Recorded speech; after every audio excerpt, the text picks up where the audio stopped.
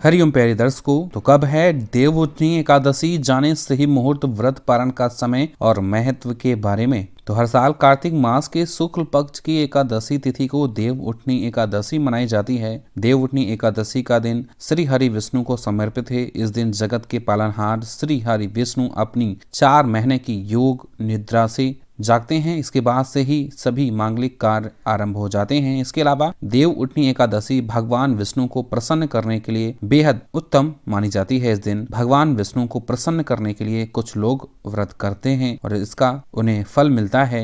इस दिन सच्ची श्रद्धा और भक्ति भाव से भगवान विष्णु की पूजा करने से सभी मनोकामनाएं पूर्ण होती हैं। आइए जानते हैं देवउठनी एकादशी कब है और देवउठनी की पूजा विधि और महत्व क्या है, पूजा विधि क्या है, जानेंगे पूरी जानकारी वीडियो के माध्यम से। तो देवउठनी एकादशी 2023 तिथि के बारे में जानते हैं। तो इस साल 23 नवंबर 2023 को देवउठनी एकादशी है। इस दिन भगवान विष्णु 5 महीने की निद्रा के बाद जागेंगे।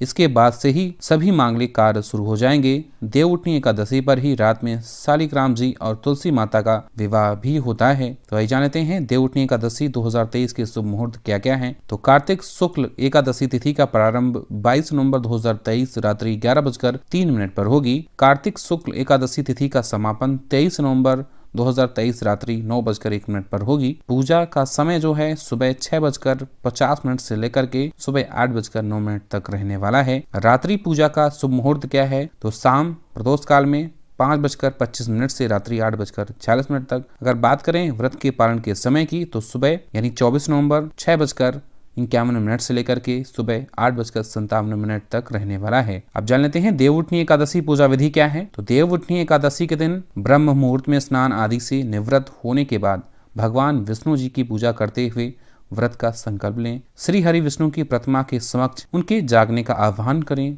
शाम काल में पूजा स्थल पर घी के 11 दिए देवी देवताओं के साथ रखें या समक्ष जलाएं। यदि संभव हो पाए तो गन्ने का मंडप बनाकर बीच में विष्णु जी की मूर्ति स्थापित करें। भगवान हरि को गन्ना, सिंघाड़ा, लड्डू जैसे मौसमी फल अर्पित करें। एकादशी की रात एक घी का दीपक जलाएं। अगले दिन हरिवासर समाप्त होने के बाद ही व्रत का पारण करें। तो ये रही अहम जानकारी। वीडियो में इतनी थी जानकारी।